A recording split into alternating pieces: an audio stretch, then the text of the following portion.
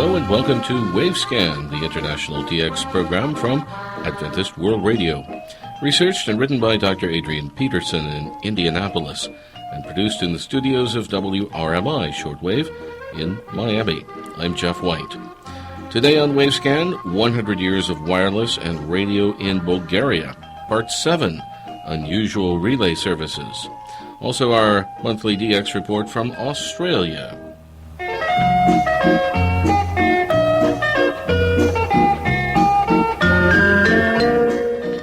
On this occasion here at Wavescan, we pick up the story of shortwave broadcasting in Bulgaria once again.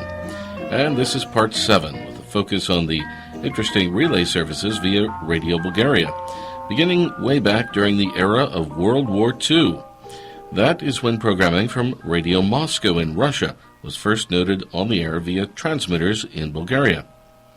It was on October 7th, 1941, at the time when Bulgaria was politically aligned with Germany, that Radio Moscow began a radio program service in the Bulgarian language that was beamed to Bulgaria on medium wave. This programming was transmitted on Russian radio stations, though they were tuned to the same frequency as radio stations located within Bulgaria. Subsequently, when Russian forces moved into Bulgaria, this same programming from Radio Moscow was broadcast via radio stations located inside Bulgaria itself. The American radio magazine Radio News informs us that the Radio Moscow shortwave service in English to North America was noted on relay via Bulgaria beginning in July 1951. This news item states that the new Radio Moscow relay service was on the air via a new high-powered shortwave transmitter in Bulgaria. However, a comparison with known radio events in Bulgaria would suggest that the specific transmitter was actually a lower-powered unit rated at 15 kilowatts and located on the edge of Sofia that had been recently renovated by the Hungarian Standard Company. 2 years later, a new service from Radio Moscow was taken on relay via Radio Sofia medium wave. This half hour of programming for local listeners was heard every Friday evening beginning at 9:30 p.m. The World Radio TV Handbook lists a regular Radio Moscow service on shortwave to the Americas via Bulgaria with anywhere up to 10 different transmitters on the air at the Sofia and Plovdiv transmitter sites. The first listing for this relay service is given in the World Radio TV Handbook for the year 1977. Then, for example, transmission period D in the year 1986, as printed in the Australian DX News, lists the following 5 daily services beamed to the Americas from Radio Moscow via the 100 and 500 kilowatt shortwave transmitters located in Bulgaria.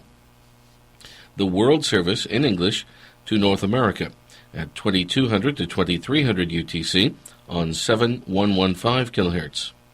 The North American Service in English to North America from 2300 to 0400 UTC, also on 7115 kHz. The Latin American Service in Spanish to South America from 2300 to 0500 UTC on 6115. The North American Service in English to North America at 1030 to 0400 UTC on 6070 kHz. And the World Service in English to North America from 1000 to 1500 UTC on 15225 kHz.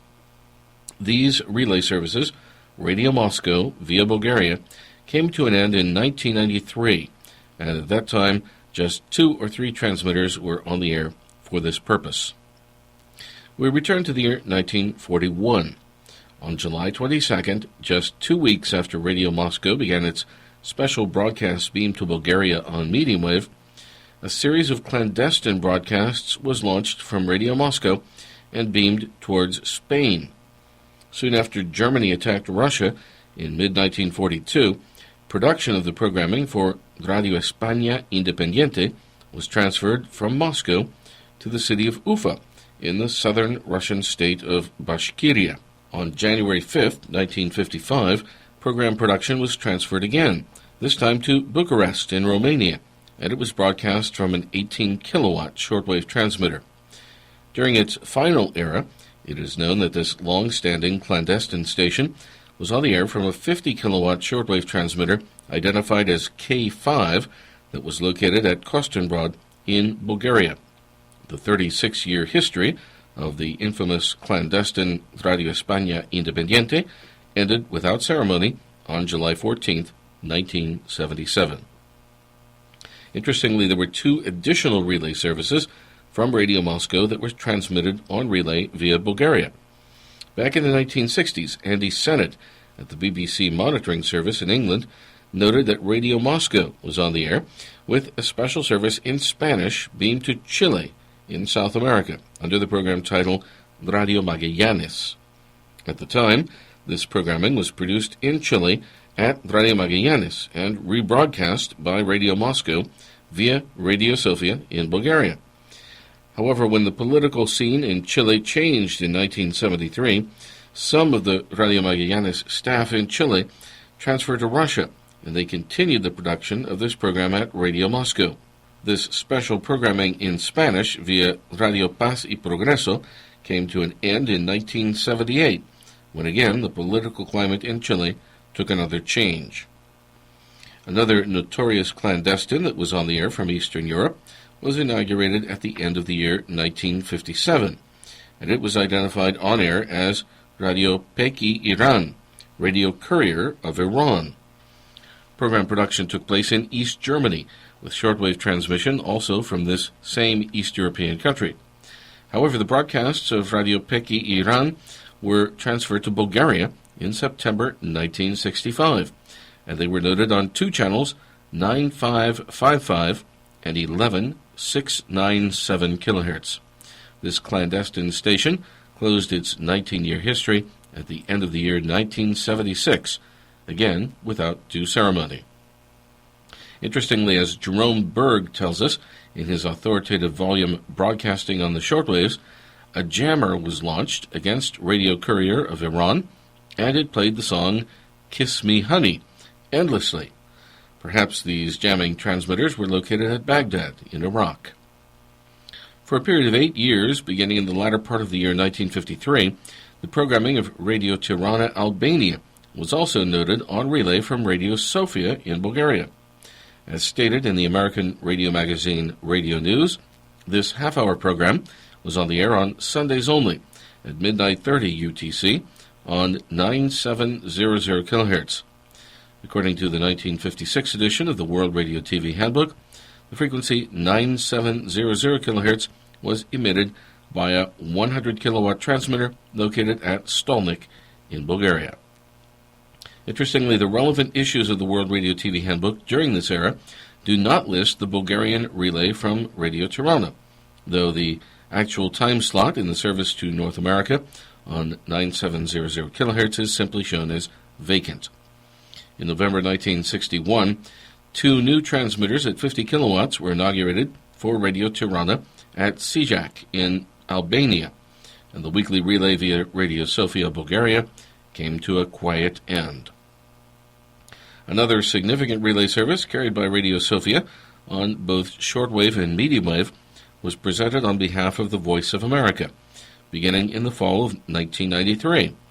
Initially, this daily VOA relay service was beamed to Africa in English via two high-powered transmitters located at the Plovdiv shortwave station. The afternoon service was an hour in duration, and the evening service 1/2 hour. However, in 1997, a half-hour VOA program in the Serbian language was introduced on a 500-kilowatt medium-wave transmitter on 1224 kHz. The VOA usage of Bulgarian transmitters came to an end during the year 1999. You're listening to Wavescan from Adventist World Radio. Send your comments and reception reports to Wavescan, Box 29235, Indianapolis, Indiana, 46229 in the United States. That's Wavescan, Box 29235, Indianapolis, Indiana, 46229 in the USA. Or you can email us at wavescan@awr.org. Our email once again, wavescan at awr.org.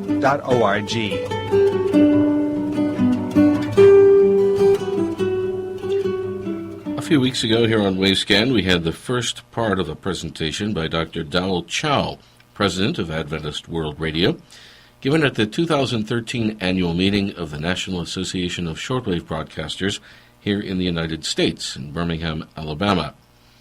Well, today we have the second part of Dr. Chow's presentation in Birmingham. People said to me in the States, how can I hear you here in the States? Well, we do not target North America directly. Our resources and our efforts are placed on, again, the 10-foot window. Nonetheless, we do have, as a church, we have 72 or 74 stations in America covering America, United States and Canada. Well, people want to listen to AWR here in America. I say, well, if you had a shortwave radio, you might be able to pick up one of our programs or two or so. If you have a computer, you can certainly listen to us, podcast or live. But they don't understand here in the States why they can't hear us. Why don't we target America? We don't. We believe America has a lot of resources that are being used here locally, and that whatever resources we have, we want to use it to reach people who cannot hear us otherwise. You know, one person said to me, why do you spend all that money overseas? Don't you see the need we have here at home? What would you answer to that question? Why do you spend your time and resources on reaching the I don't know who, when we have all these people in our cities in America that you're not reaching, supposedly? Why would you respond to that? At first I was intimidated. I'm no longer. You know what? I gave thought to that. At first I said I was intimidated. Why? How do I respond to this lady? And I said to her, ma'am, is it fair for you and I to hear the gospel over and over and over 1,000 times when there are billions of people who have never heard it even once? And the lady looked at me. She says, I understand. I got it. So that's my typical response. Is it fair for you and I to have access to so much when there are billions who have never heard it once? Shouldn't they have that opportunity as well? And they always, invariably, they'll say, you're right. I understand. That was Dr. Dowell Chow, President of Adventist World Radio, speaking at the annual meeting this year of the National Association of Shortwave Broadcasters at WEWN in Birmingham, Alabama. We'll have more of Dr. Chow's presentation on future editions of Wavescan. Right now, let's go to Australia. Here's Bob Padula with his monthly DX report. Greetings to shortwave enthusiasts around the world. This is Bob Padula in Melbourne, Victoria, Australia, with another edition of the Australian DX Report. These magazines provide news of shortwave broadcasting stations, monitoring summaries, propagation news, and other information concerning world international broadcasting.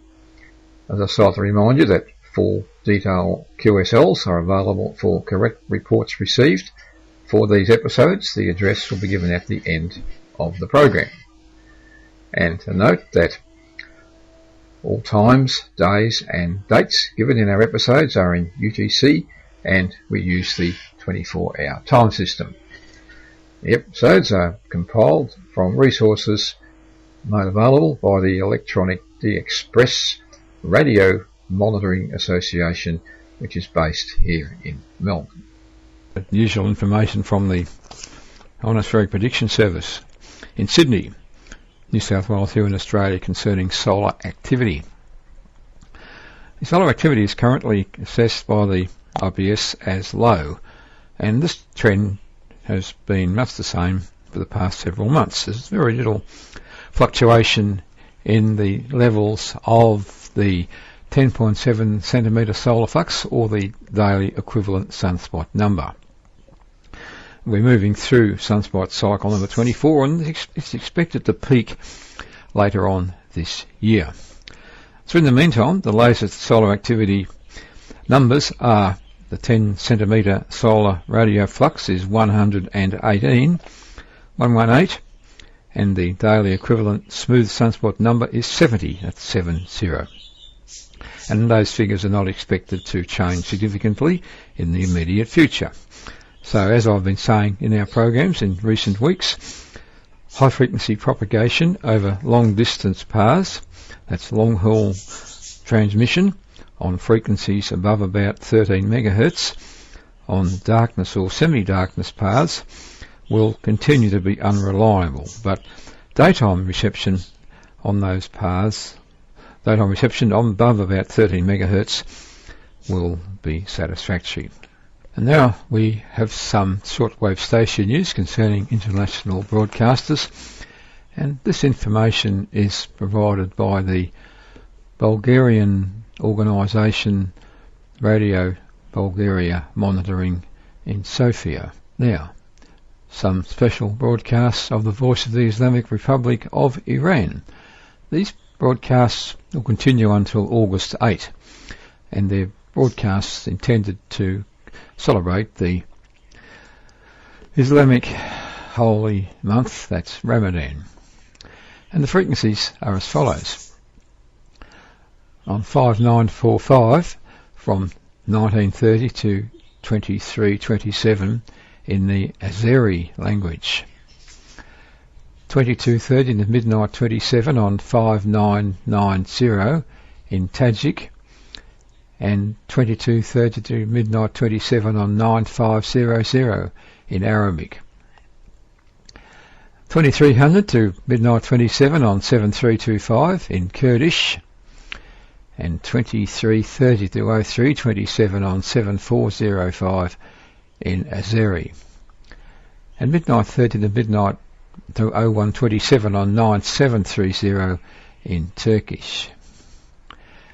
Now, Israel, Radio Bulgaria Monitoring reports that since July 1 there have been no shortwave transmissions from this station, and they were previously on the air between 1400 and 1530 on 13850 and 15760 in Persian. It's not known whether that's a permanent cancellation of the transmissions from Call Israel or whether it's a temporary malfunction.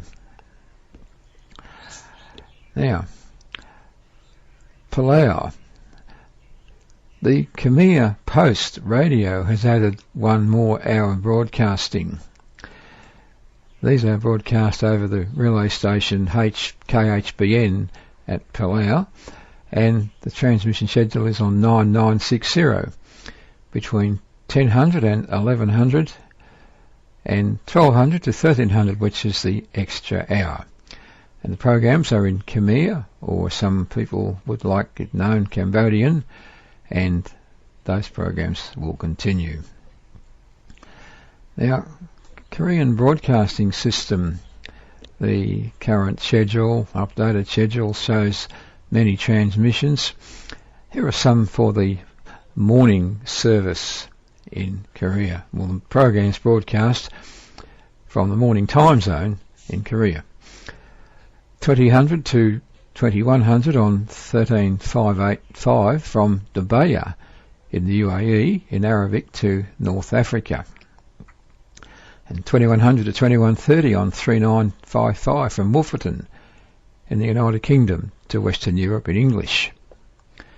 And 2200 to 2300 on 7275 from Kimjae in South Korea in Chinese, and 2200 to 2300 on 9805 from Kimjae in Indonesian, and 2200 to 2300 on 11810 from Kimjae in English to Western Europe, and that's a new time, and 2300 to midnight on 9805 from Kimjae to Southeast Asia in Chinese. Now, Radio Taiwan International continues to broadcast mainly from transmitters in Taiwan. The transmissions from Okeechobee in Florida, which were formerly heard from the WIFR Family Radio Relay Centre, have been discontinued because Okeechobee has been completely taken off the air. So here are some of the frequencies for Radio Taiwan International for the English service. 0300 to 0400 on 15320 to Southeast Asia. And from 1600 to 1700 on 15485 from the Usedom, France relay station to Southeast Asia. And 1700 to 1800 from Usedom on 15690 to Southern Africa in English, and 1800 to 1900 on 6155 from Usedom to the United Kingdom in English. And they're the only English language transmissions currently broadcast from Radio Taiwan International. All programs to the Americas have been discontinued. There's also Japanese service 0800 to 0900 on 11605, and that's of course broadcast to Asia. There's another Japanese service, let's see, 2200 to 2300 on 11605, also to Asia. And the Thai program is 2300 to midnight on 7445, broadcast obviously to Thailand. And finally, Vietnamese is 2330 to midnight on 11655 to Asia. There's some frequency changes for the Voice of America. 0700 to 0730, a new frequency from Sao Tome is 11885. In Hausa to West and Central Africa, that frequency replaces 11785. 1400 to 1500, new frequency from the Philippines, 15490 in English to Southeast Asia. That's on Mondays to Fridays, and that replaces 12120. And the same frequency is used daily between 1500 and 1600, but from Udon in Thailand in English to South Asia. So those were some frequency alterations and schedule information supplied by Radio Bulgaria Monitoring Organisation in Sofia. And we thank Radio Bulgaria Monitoring for that information. Monitoring here in Melbourne recently indicates that the Laotian or Lao National Radio is no longer being heard on its usual frequency of 6130 for its morning services. That's 2200 sign-on UTC. The only station audible on that frequency at that time is the Tibet broadcasting station from Lhasa. This information was also confirmed by reporters in Europe who are not able to hear the station either.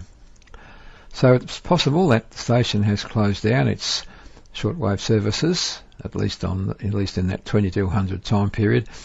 We'll keep you advised if there's any changes. Now that information actually was sourced to the World Shortwave Forum. That's a new group on Facebook, and it covers shortwave reception notes, schedule changes, QSL details, and anything related to shortwave broadcast organisation and broadcast schedules.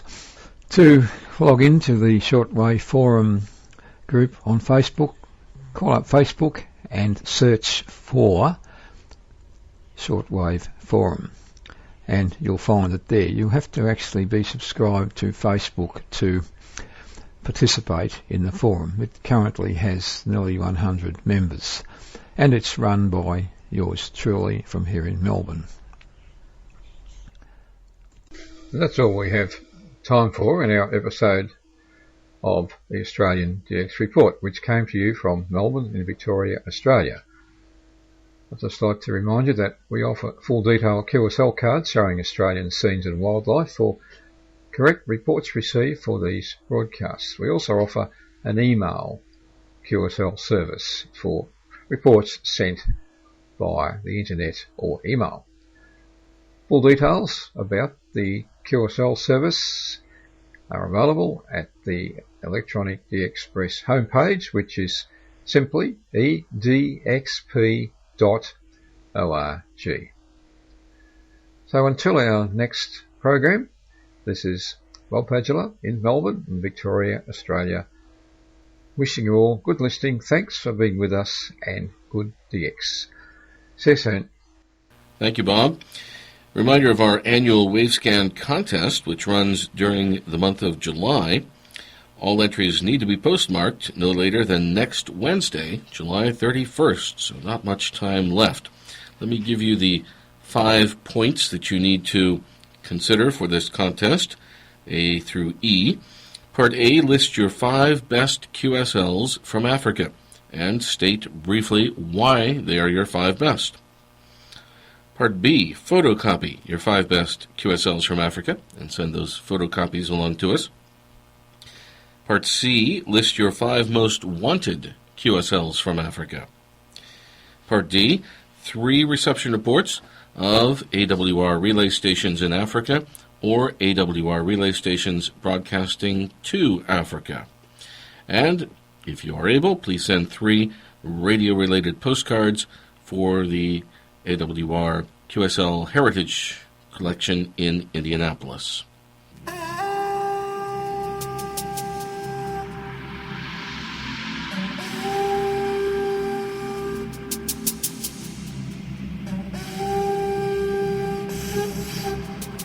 Music from Africa ends Wavescan today. This is Yeskim and Nightfall over Lebombo. Thanks for listening to Wavescan, the international DX program from Adventist World Radio. Researched and written in Indianapolis by Adrian Peterson. Next week on this program, more from the NASB annual meeting in Alabama. Tribute to Family Radio Shortwave, Part 3, the early years in Boston. And our Japan DX report. A reminder, we have 2 QSL cards available for reports on this program, one from AWR, another from WRMI. You can send your reception reports to Wavescan, Box 29235, Indianapolis, Indiana, 46229, USA.